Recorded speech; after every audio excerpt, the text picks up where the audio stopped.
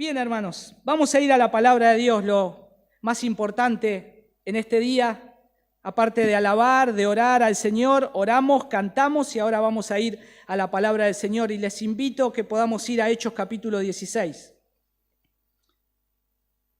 Seguimos con Hechos capítulo 16 y vamos a ir un poquito más adelante en este relato.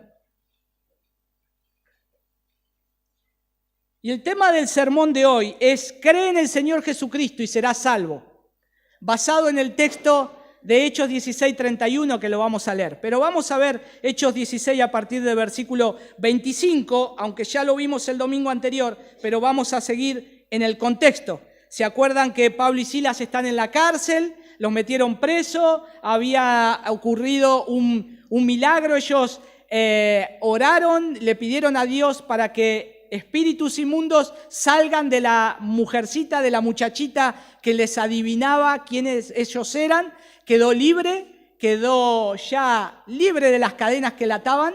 Sin embargo, la gente se enfureció, los amos se enfurecieron y levantaron acusaciones falsas y los metieron en la cárcel. Ahora ya estaban en manos del carcelero, rudo carcelero, un carcelero impío, que los mete con mucha violencia a la cárcel más profunda, a la parte de máxima seguridad.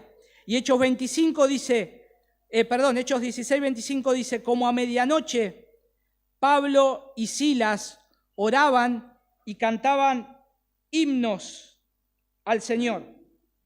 O sea, estaban golpeados, habían recibido muchos azotes y ellos oraban y cantaban himnos a Dios. Y los presos los escuchaban. Versículo 26. De repente se produjo un gran terremoto, de tal manera que los cimientos de la cárcel fueron sacudidos. ¿Y qué pasó? Al instante se abrieron todas las puertas y las cadenas de todos se soltaron. Al despertar el carcelero y ver abiertas todas las puertas de la cárcel, sacó su espada y se iba a matar, creyendo que los prisioneros se habían escapado. Mas Pablo clamó a gran voz diciendo, no te hagas ningún mal, pues todos estamos acá o aquí.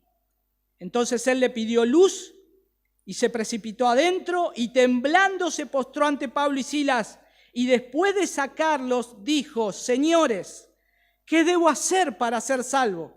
Y ellos respondieron, cree en el Señor Jesús y serás salvo tú y toda tu casa. Y le hablaron la palabra del Señor a él y a todos los que estaban en su casa. Y él los tomó en aquella misma hora de la noche y les lavó las heridas. Enseguida fue bautizado él y todos los suyos. Llevándolos a su hogar, les dio de comer y se regocijó grandemente por haber creído en Dios con todos los suyos. Vamos a orar una vez más. Señor, te damos gracias por tu palabra. Asístenos, ayúdanos a poder ir a tu palabra y que nos guíes. Señor, abre el entendimiento, abre el corazón, que tu palabra, Señor, que es poderosa, haga su efecto como siempre lo hace cuando quieres hablarnos. Ayúdanos, Señor. Utiliza mi vida para poder comunicar, no solo con precisión, Señor, tu palabra, sino también que lo pueda hacer de una manera correcta, de acuerdo a este texto. Gracias, Padre, en el nombre de tu Hijo Jesús. Amén y amén. Acudimos ahora a un episodio precioso de la gracia y la misericordia del Señor en dos acontecimientos. El primero, y ustedes ya se deben haber dado cuenta, estamos asistiendo a un hecho o a una manifestación natural de Dios sobre su creación. Pero a su vez vamos a asistir también a la manifestación sobrenatural de Dios sobre personas. Y entonces ahora tenemos que pensar que a cada momento Dios se manifiesta de esta manera sobre su creación. Hay momentos donde la creación se levanta con tempestades, con terremotos, con movimientos, y eso es algo de la naturaleza. Y nos sorprendemos cuando pasan esas cosas.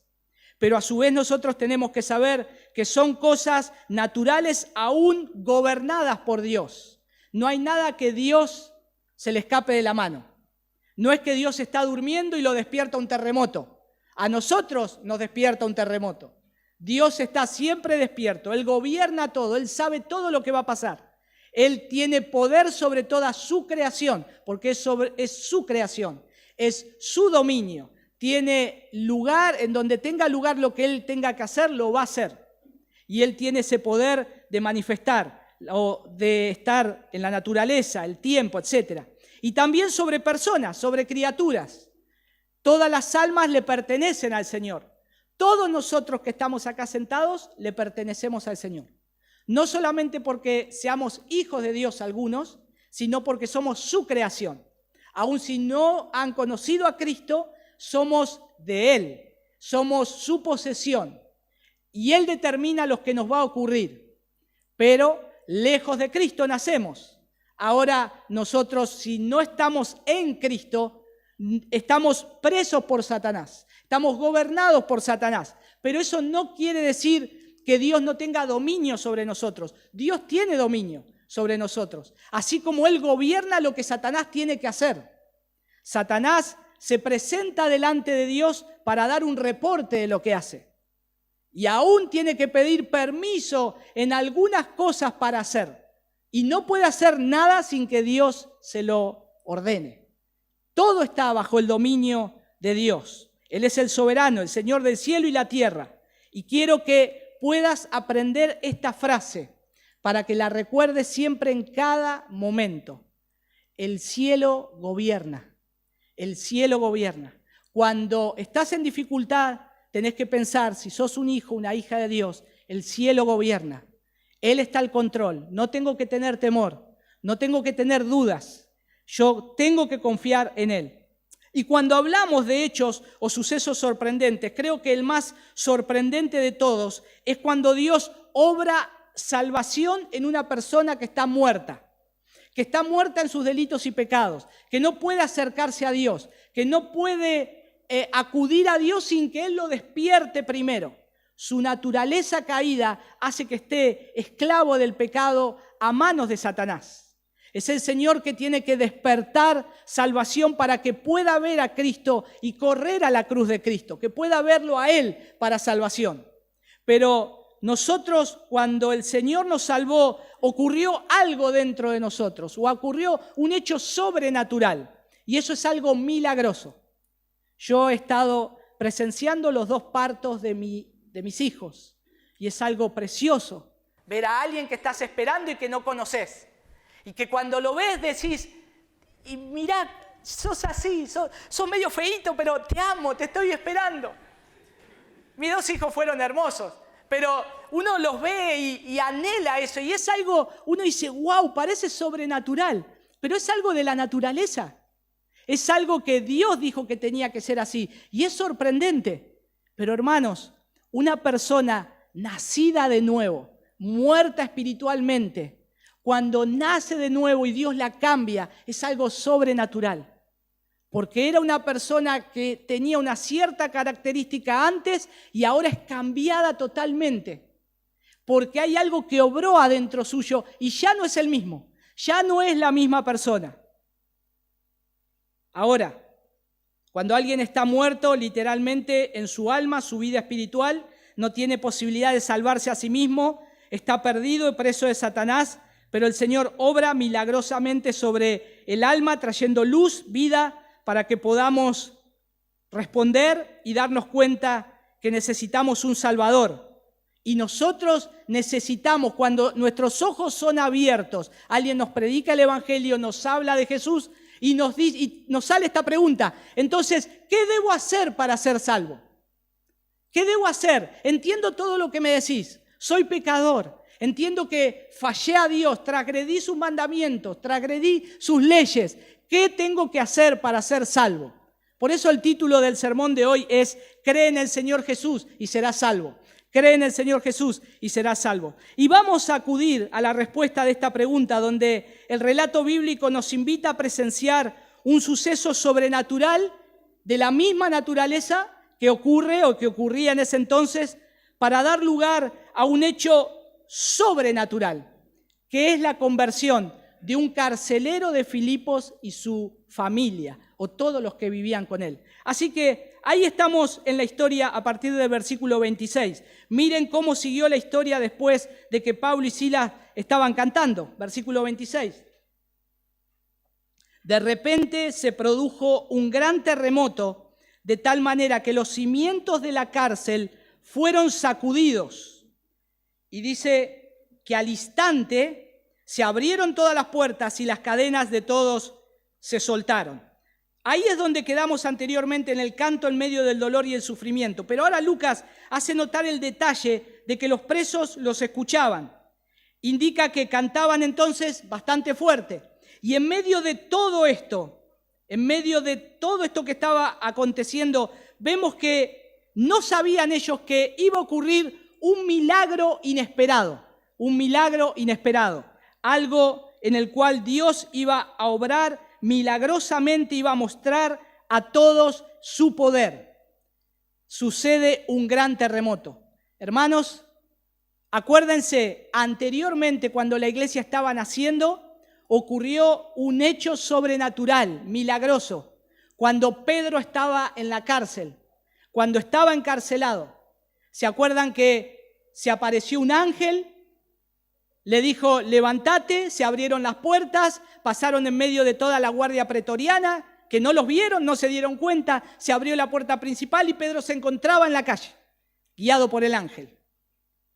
Ahora, este hecho pasa algo similar, pero hay algo diferente. Acá no se escapa nadie, acá Pablo y Silas no se van, no salen corriendo.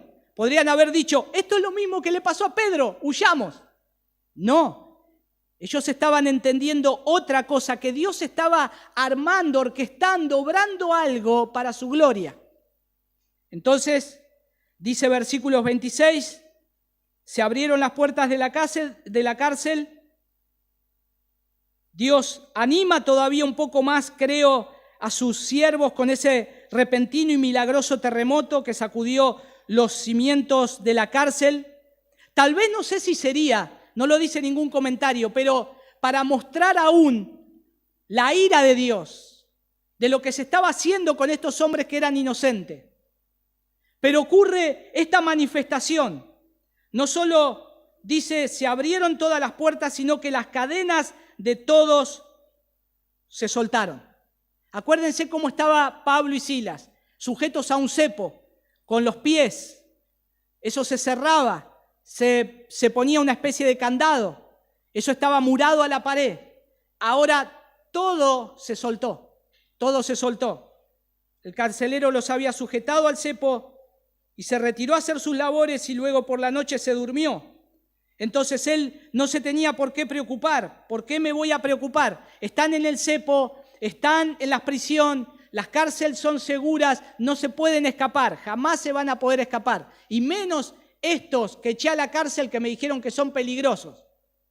Menos, no se van a escapar. Ahora, de repente hubo ese gran terremoto, la cárcel se sacudió hasta sus cimientos. Noten el detalle que da Lucas. O sea, no fue un terremoto menor, fue un terremoto muy fuerte que sacudió los cimientos.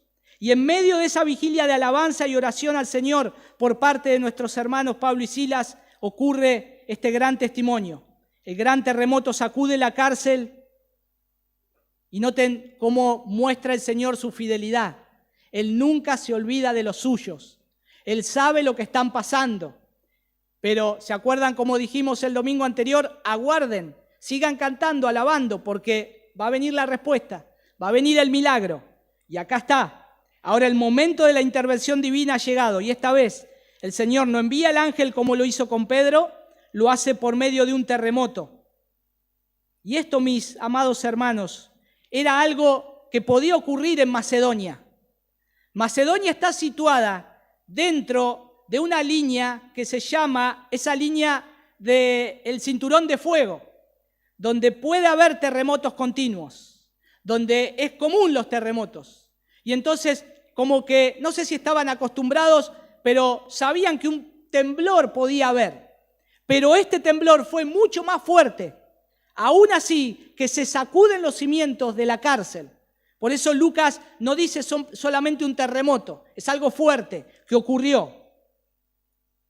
Ahora, Dios recurre a este fenómeno natural del terremoto, lo que en Macedonia ahí es corriente, para liberar a los presos, ahí en Filipo, a sus siervos, y Dios usa tanto los recursos sobrenaturales como los naturales, como milagros que no pueden ser explicados en todos sus detalles. Pero lo cierto es que Dios puede usar libremente el terremoto para liberar a los prisioneros. Dios lo puede usar. Dios puede usar su naturaleza para ejecutar sus juicios, sí lo puede hacer. Hermanos, y esto es constante.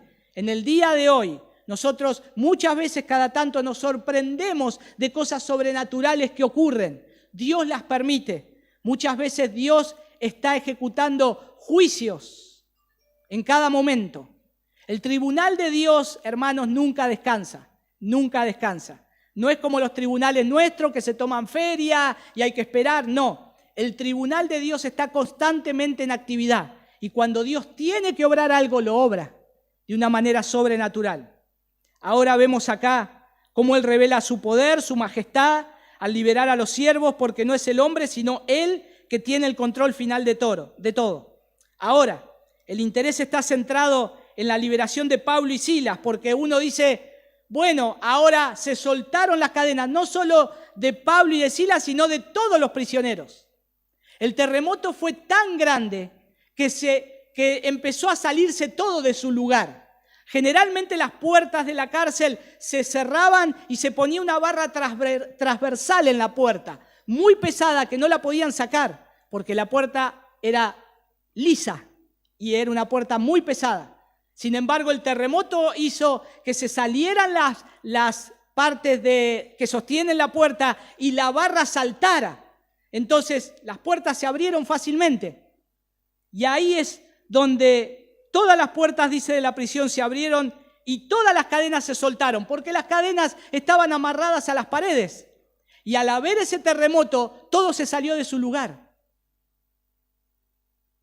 Y conforme están aseguradas las puertas de la cárcel con esa barra y todos los cepos, las cadenas amarradas a la pared, Lucas dice que hubo un gran terremoto, Pero ahora, hermanos, nos centramos en el terremoto. ¿Ustedes estuvieron alguna vez en algún terremoto? ¿Alguno? Pero yo tampoco, pero es bastante feo. Viendo videos de los terremotos en Chile y en otros lugares, y la gente corre muy asustada. En México, terremotos que se derrumban edificios, es bastante traumático. Y acá estaban pasando ese hecho sobrenatural. Pero noten que aún en la protección providencial de Dios, ninguno parece que fue herido. Porque dice ahí que al instante se abrieron todas las puertas y las cadenas de todos se soltaron. Pero no herido. Y más adelante Pablo le va a decir que están todos ahí. Entonces Dios cuida la vida también de sus hijos. Todavía están los grilletes en sus manos, pero los presos continúan ahí junto a Pablo y Silas. Y tal vez, hermanos, imagínense que esto pasó mientras Pablo y Silas estaban orando y cantando, y de repente un terremoto. Y los que estaban ahí escuchando, los presos que estaban escuchando, aún deben haber dicho, esto es algo de Dios, porque no es casualidad que estén cantando y orando estos hombres que están acá, en la prisión de máxima seguridad, aún siendo inocentes, están ahí. Y esto debe ser una manifestación de Dios. Y es como que todos tal vez se quedaron atónitos, duros por el hecho, por lo que estaba sucediendo, porque sabían que era algo que estaba ocurriendo sobrenatural. Justo pasa esto cuando ellos oran y cantan. Pero noten versículo 27. Al despertar el carcelero y ver abiertas todas las puertas de la cárcel, sacó su espada y se iba a matar, creyendo que los prisioneros se habían escapado. Ustedes saben que cuando alguien cuidaba en Roma a un prisionero, si se les escapaba, ellos morían. Era la vida del prisionero o la vida de ellos. Pasó cuando se escapó Pedro. Herodes tomó a los guardias y ¿qué hizo? Los ejecutó. Cuando Pablo naufraga, cuando ya va a la isla de Creta y el barco se está por hundir, ¿qué hicieron los guardias? Dijeron, matemos a los prisioneros. Porque antes que se escapen o nos maten a nosotros, matémonos nosotros a ellos primero, porque vamos a naufragar todos. Si alguno se salva, estamos perdidos. Mas Pablo ahí detuvo y dijo, no, el Señor dijo que nos va a guardar, nadie se va a morir en este barco. Y preservó la vida. Pero acá él sabía, este hombre, que se iba a matar, que si los presos escapaban, y noten el contraste entre esto, hermanos, en este versículo. Los presos que vigilan en la noche, que cantan, Pablo está cantando y los presos oyen. O sea, estaban despiertos. ¿Y el carcelero qué hace? Duerme. Noten ahí el contraste también entre la confianza de Pablo y la perplejidad del carcelero. Pablo estaba con todas sus luces, porque tuvo que ser muy rápido para decirle, no te hagas ningún daño. Acuérdense que estaba todo oscuro.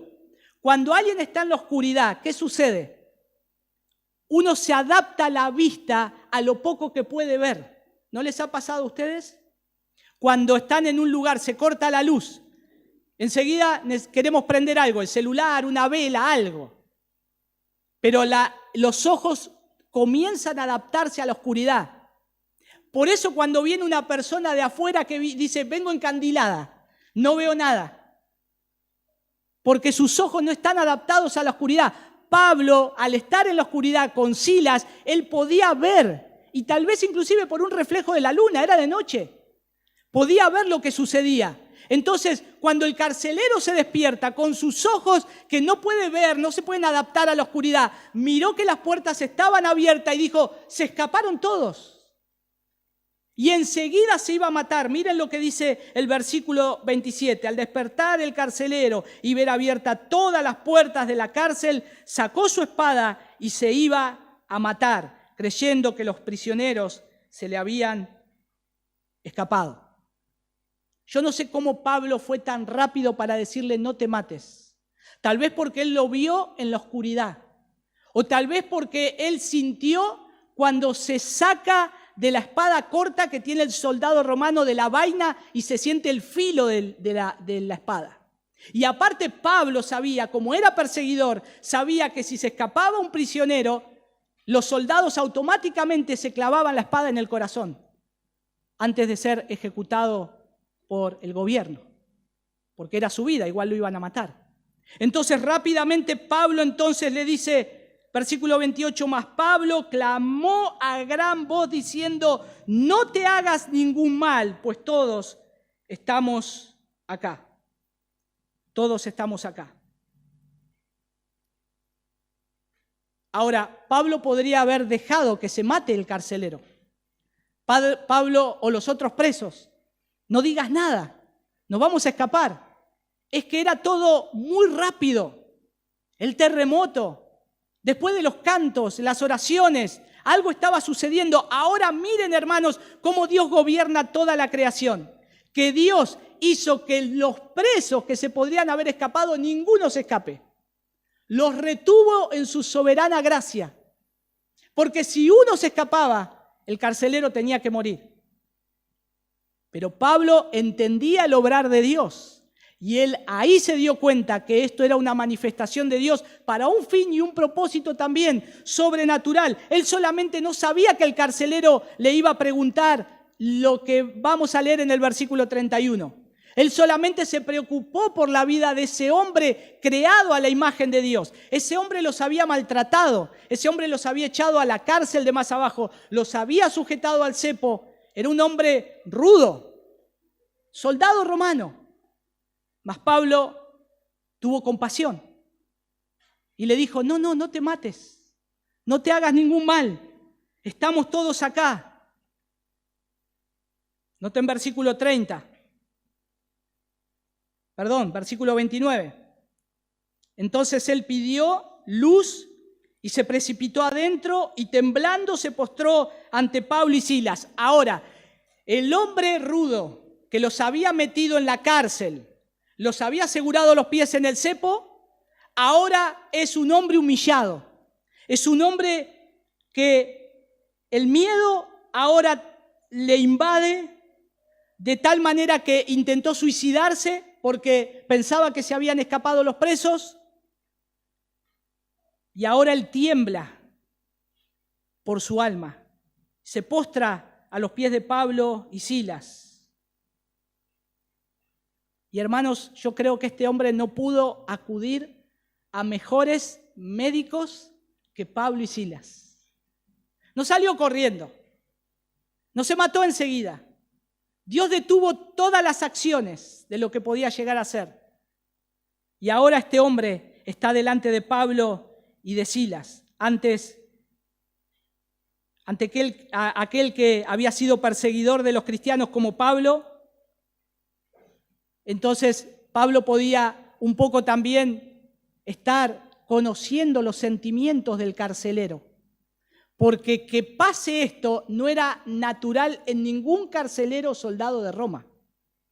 Estaba pasando algo. Pablo lo vio, que este hombre pide luz, está adentro, entra adentro de donde están ellos, y Lucas dice temblando.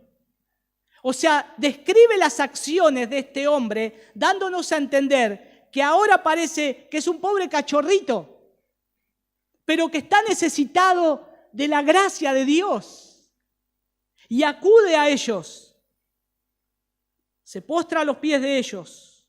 Dice, después de sacarlos, dice versículo 30, y después de sacarlos, evidentemente él los saca fuera del patio que ellos tenían ahí, para estar en un mejor lugar, donde pudieran responder a este terror que se había apoderado de él. Y sabiendo que ellos eran siervos del Dios Altísimo. ¿Por qué el carcelero se precipitó rápidamente a donde estaban ellos? ¿Por qué no fue y los volvió a asegurar? Porque él sabía que lo que de ellos se decían era verdad. Ellos eran siervos del Dios Altísimo. Y esto que estaba ocurriendo ahora, este carcelero, el Señor estaba impartiendo esa luz al alma para que crea. Ya sus ojos empezaron a ver. Aunque era oscuro, aunque no veía nada, ahora él empieza a ver. Su alma empieza a ver a Cristo. Y ahora él les dice muy respetuosamente, miren cómo les dice. Después de sacarlos dijo, señores, como antes eran prisioneros de porquería, los tiró en la cárcel y ahora son señores. Esa es la primera evidencia de que este hombre cree que esos hombres son siervos de Dios. Y ya hay una transformación de a poco en el corazón de este hombre que le hace ver que estos hombres son hombres respetables porque son hijos de Dios y siervos de Dios. Y entonces le dice ahí, señores, y se preocupa por su situación espiritual y pregunta como algo en que se juega el alma, ¿qué tengo que hacer para ser salvo? Estas son las preguntas más cruciales de nuestra vida. Si hay algo que todos tenemos que preguntarnos acá, ¿qué tengo que hacer para ser salvo? Cuando uno llega a este punto, es donde Dios está manifestando en ese alma, está trayendo luz, está trayendo el entendimiento para que pueda creer el Evangelio, para que pueda recibir el Evangelio. Y entonces acá tenemos algunas cosas para considerar, porque cuando dice qué tengo que hacer para ser salvo, conoce la importancia de la salvación. ¿Por qué no dijo, y ahora qué tengo que hacer? Que, bueno, los ato a todos, los meto adentro y yo me quedo acá. Nadie se escapó y estoy bien con Roma, con el gobierno y con mi trabajo. No, él ahora le preocupaba, no tanto ahora a los presos, sino su alma. ¿Qué tengo que hacer para ser salvo? La importancia de la salvación. El segundo elemento que hay acá es que sabe que hay que hacer algo. No solamente mi alma necesita ser salvada, sino que yo tengo que hacer algo para ser salvo. ¿Qué tengo que hacer para ser salvo? Y el tercer elemento que vemos acá también es que él está dispuesto a cumplir lo que se le exija, por duro y difícil que sea. Porque esa pregunta encierra todas estas cosas. Preocupación por la salvación, la importancia de la salvación y qué tengo que hacer para ser salvo. Y esas son las preguntas que nosotros nos tenemos que hacer. Cuando hemos creído en Cristo, nosotros tal vez algunos de nosotros, ustedes preguntaron, ¿y cómo hago para ser salvo? ¿Cómo el Señor me puede salvar? Y nos guiaron al Evangelio. Y nos han dicho, ¿y ahora qué tengo que hacer? O hemos dicho, ¿no? ¿Qué tengo que hacer? Y bueno, lee la Biblia. ¿Y qué más tengo que hacer? Y orá. ¿Y qué más tengo que hacer? Y tenés que ir a la iglesia a compartir con aquellos que creen lo mismo que vos. Noten ahí, hermanos, que el contraste que tenemos acá. Tenemos a este hombre rudo que hacía unos momentos estaba siendo hostil con los discípulos y que no le importaba nada, y acá está temblando diciendo qué puedo hacer para ser salvo. Y miren lo que respondieron, versículo 31.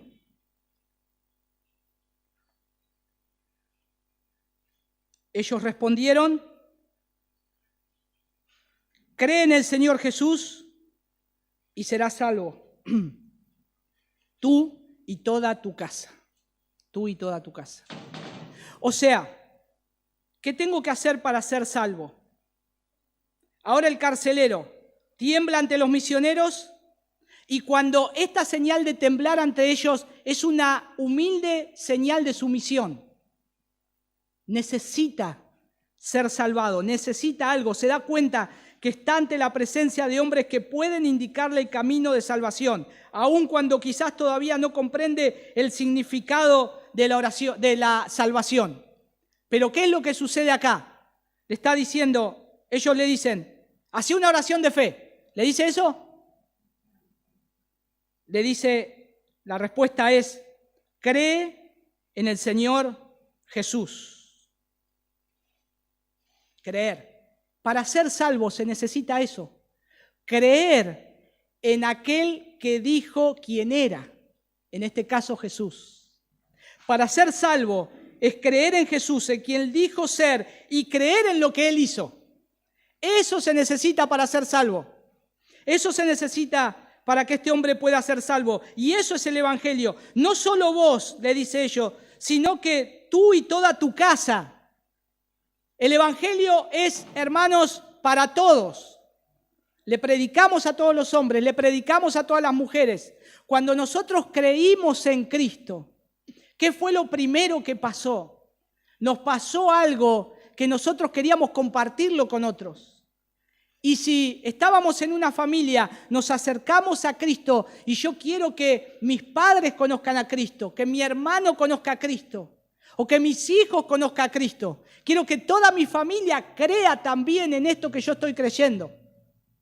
Y entonces ellos le están respondiendo y le están diciendo, este evangelio de creer en Cristo, no solamente podés ser salvo vos, sino también toda tu casa. Y hermanos, quiero disipar acá una duda o tal vez una mala enseñanza de que por ahí algunos toman esto como una promesa. Y dice, yo creo y a partir de ahora todos van a ser salvos en mi casa. O yo voy a la iglesia y por lo tanto, como yo creí, todos los míos ya son salvos. Mi esposa, mis hijos, todos abajo. Porque mirá lo que dice, cree en el Señor Jesucristo y serás salvo tú y tu casa. Hermanos, la premisa está puesta delante de tus ojos. Dice el primer término, cree. No solamente es creer vos, sino que también los de tu casa tienen que creer. Tienen que creer que Jesús es el Cristo, tienen que conocer la obra de Cristo. Si ellos creen, van a ser salvos. Van a ser salvos. La condición para ser salvada tu casa es que también ellos deben escuchar y creer, tener fe, confiar en el Señor. Juan capítulo 3, versículo 18 nos recuerda qué dijo Jesús. Nos recuerda que Jesús dijo, el que cree en Él no es condenado, pero el que no cree ya ha sido condenado porque no ha creído en el nombre del unigénito Hijo de Dios.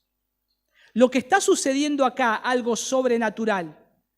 Nosotros vemos que tal vez Pablo se da cuenta que dada la condición de este hombre que vino a humillarse y querer ser salvado, tal vez él está pensando, ahora entiendo que Dios está orquestando todo esto para que este hombre sea salvo y los que están en su casa también sean salvos. Porque para ellos es el Evangelio también. Cree en el Señor Jesucristo y tú y los miembros de tu familia serán salvos. Y muchas veces cuando uno llega a la salvación particular que Dios da, Dios le da un regalo, que su familia también crea en Cristo.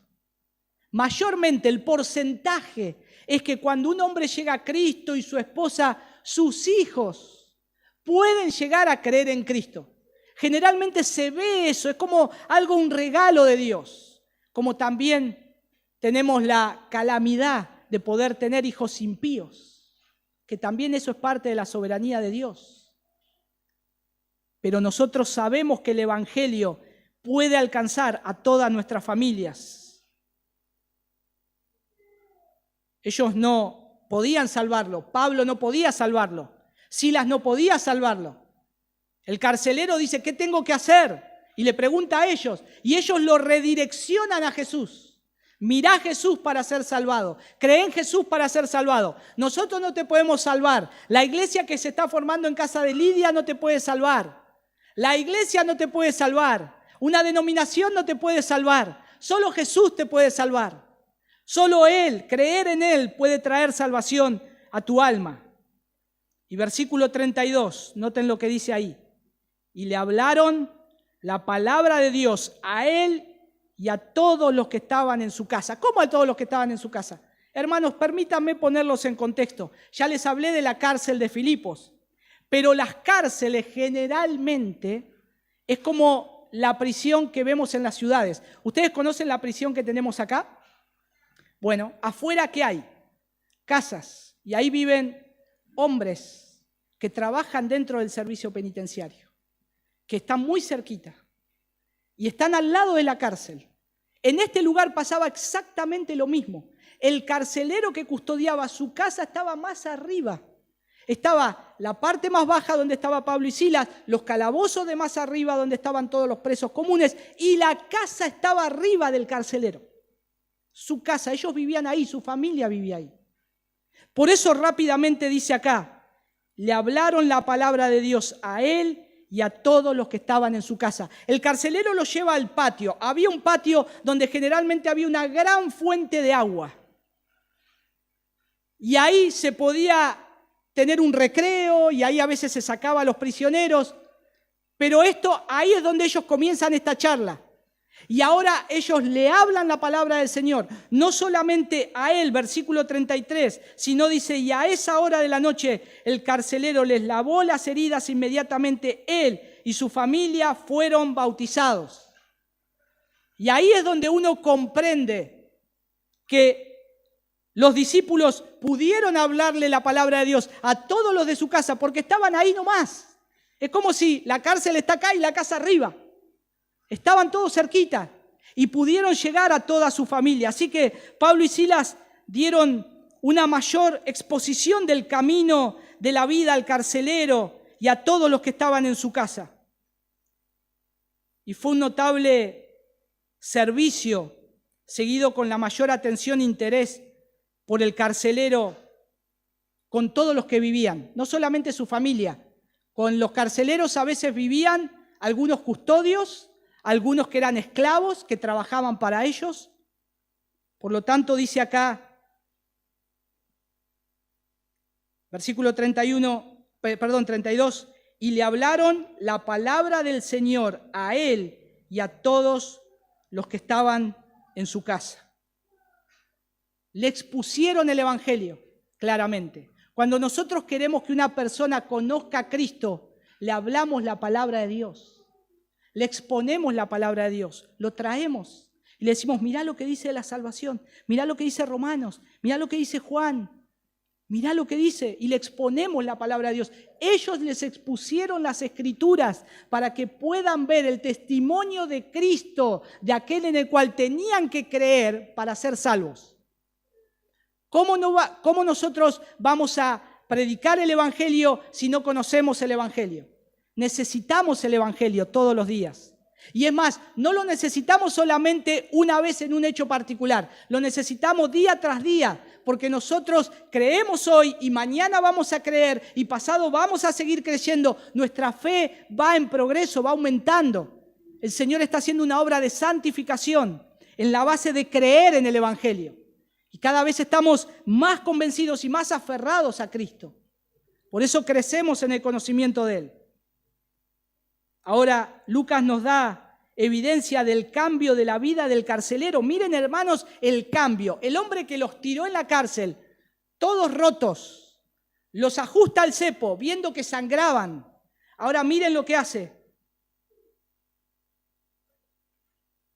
Y les tomó, versículo 33, en aquella misma hora de la noche, dice Lucas. O sea, ni un minuto más ni un minuto menos. Todo esto fue rápido. Y les lavó las heridas.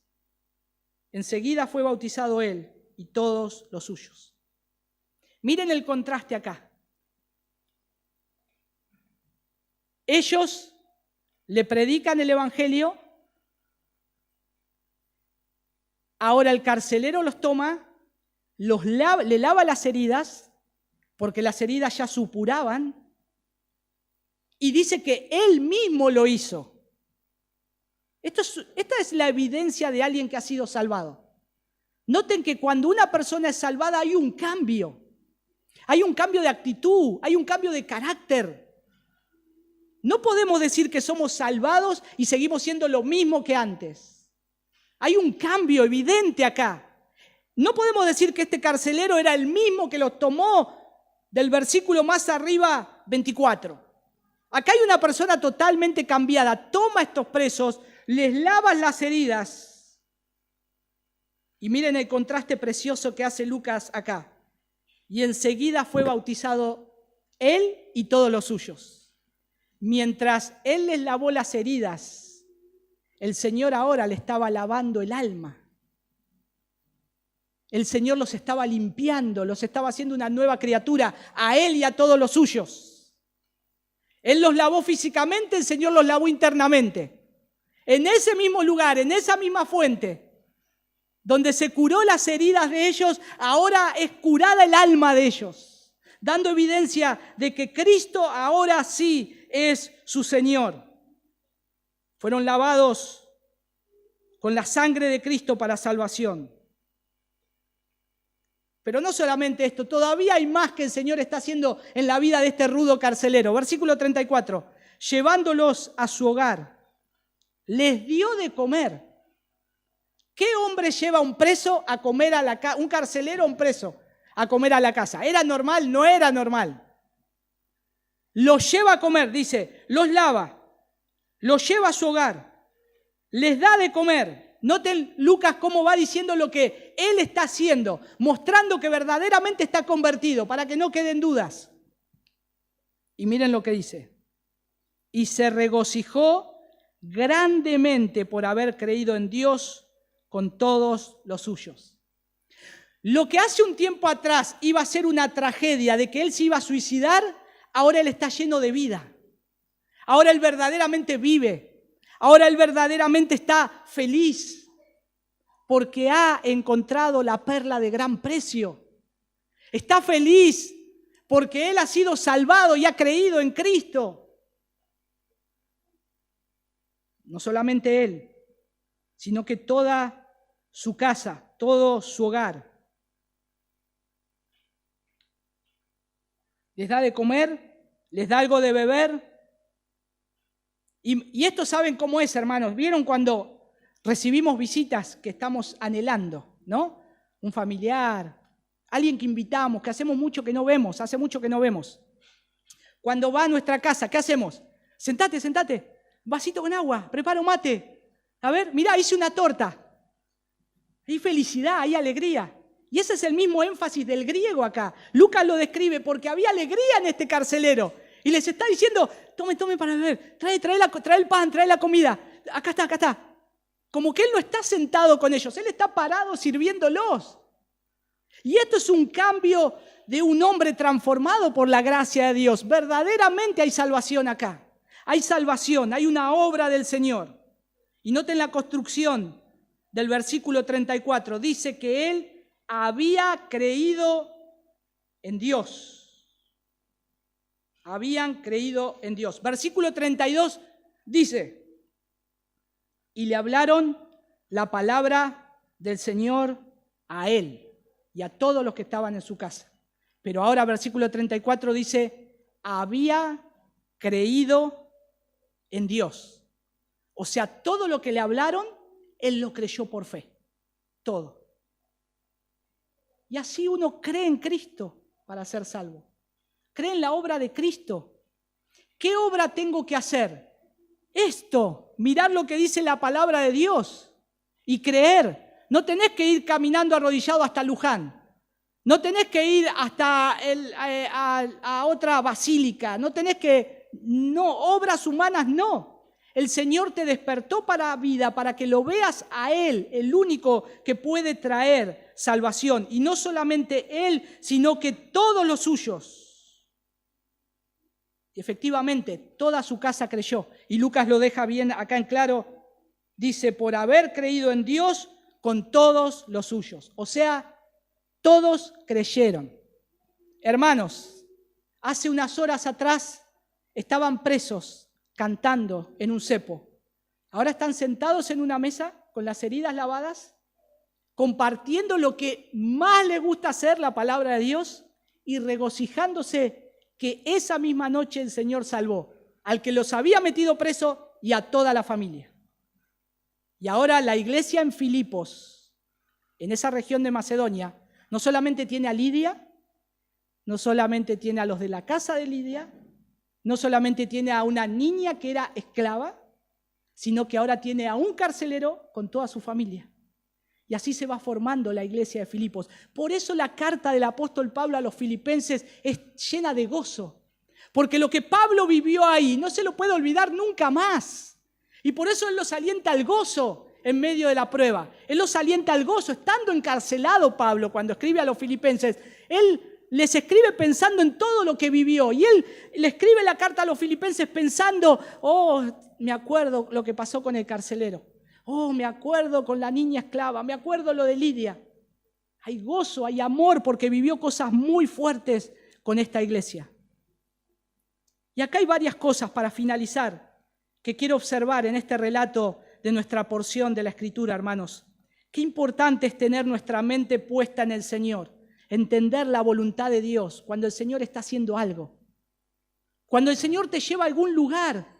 Cuando el Señor te guía a una casa donde no sabías que ibas a terminar ahí, pero estás ahí. ¿Por qué? Si somos sus hijos, somos guiados por el Señor, por el Espíritu Santo. Somos guiados por Él. Porque a ellos, a Pablo y a Silas, los sorprende este suceso como a los otros. Pero hay dos reacciones diferentes. El carcelero se quiere matar, pero Pablo se mantuvo consciente de lo que estaba sucediendo y esta intervención divina fue movida por el Señor. No solo fue el terremoto, no solo se le soltaron las cadenas, pero Pablo podría haber dicho, el Señor nos está diciendo que nos escapemos. No. Ahora viene un hombre que se está a punto de matar y ahí él entiende que hay otro propósito. Y automáticamente acude. Le dice, no te hagas daño. Hermanos, cuando nosotros tenemos la oportunidad de recibir gente acá, como hoy hemos recibido a Mariela o a otros que han venido, no es casualidad. Tal vez es para gritarles, como Pablo le dijo al carcelero, no te mates, no te hagas ningún daño. Estamos todos acá. Quiero que escuches el Evangelio. Quiero que creas en Cristo para salvación. No es casualidad. No es casualidad. Estás al borde de la muerte y claro, debemos gritarle, ¿no? La verdad en amor. Gritar para que sea rescatado. Como también la disposición de los misioneros a estar siempre dispuestos a predicar la palabra a los que los necesiten. Hermano, podría haber dicho, mirá, estamos súper cansados, estamos golpeados, nos lavaste la herida, te predicamos mañana, ¿querés? Estamos todos rotos, te predicamos mañana. No. Al instante, ellos estaban dispuestos a predicar la palabra de Dios. No importaba el sueño, no importaba el dolor, los calambres que sufrían en el cepo. Ellos amaron a este hombre. Y eso es algo sobrenatural, hermanos. Si el Espíritu del Señor no está dentro nuestro, no vas a poder amar a alguien que te haga tanto daño. El carcelero les hizo daño. Sabía lo que iban a sufrir y sabían que él sabía que eran hijos del Dios Altísimo. Sin embargo, los metió en el cepo, los dejó que sufriera y se fue a dormir. Sin embargo, ellos respondieron con amor, con amor. Eso solo lo hacen los hijos de Dios. Alguien que tiene el amor de Cristo derramado en sus corazones. Lo abrazaron como hermano, le predicaron el Evangelio, lo amaron a Él. Y otra cosa, hermanos, muchas veces nos encontramos en situaciones difíciles que no deseamos pasar, pero luego vemos que el Señor lo utilizó para un fin y un propósito eterno de poder llegar con el Evangelio a una familia. Hace poco tuvimos que ir al hospital, nuestra hija fiebre, mal, volaba de fiebre. Esperábamos que desde el día jueves al sábado le baje y estábamos preocupados. Su garganta roja. Bueno, vamos a llevarla al hospital. Es un lugar que a uno no le gusta ir seguido, ¿no? Sin embargo, fuimos a ese lugar y estábamos esperando. ¿Cuánto tenemos que esperar? No sabemos. Fuimos al hospital municipal. Bueno, esperando ahí. Llega un hombre con una mano, había tenido un accidente. Uy, Dios, pobre hombre, mirá lo que le pasó. Bueno, pero ese hombre se acerca a mí y me dice mi nombre. Y yo lo empiezo a ver y ya lo reconozco. Y le digo, pará, yo sé cómo te llamas. Le digo el apellido es rarísimo. Y no me acordaba el nombre. Bueno, se alegró, nos alegramos, ¿cómo estás? Y me dice, mirá, yo no estaba yendo a ninguna iglesia. Y esta semana hablaba con mi esposa de que yo me acordaba de que había charlado con vos hace muchos años atrás, pero no tenía tu número de teléfono, dice. Y acá estás, mirá, ahora dice. Y ahí me di cuenta, hermanos, que todo lo orquestó Dios. Tal vez la fiebre de mi hija, y yo le dije, y tal vez la agarrada de tu mano, ¿no? Que gracias al Señor zafó todos los dedos, no tenía quebradura, pero Dios orquestó todo. Y por la gracia del Señor, este miércoles tuvimos un estudio bíblico en casa. Y yo le daba gracias al Señor, porque en medio a veces que no entendemos, de sucesos que nos pasan, que no entendemos, Dios lo orquesta para que algo suceda, y para poder guiar a otro a Cristo.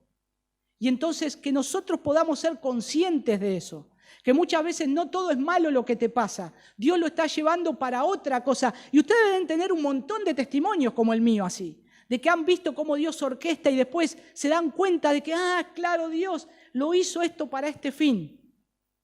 Porque el fin siempre va a ser que el nombre de Él sea glorificado, para que nosotros podamos ver la oportunidad de donde vayamos o lo que Dios está haciendo, podamos estar preparados, como hizo Pablo, para gritarle a una persona, no te hagas daño, cree en Cristo para que seas salvo, para que puedas conocerlo a Él.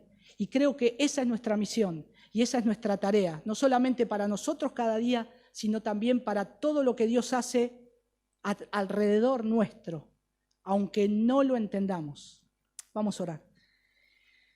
Señor, te damos muchas gracias por tu palabra.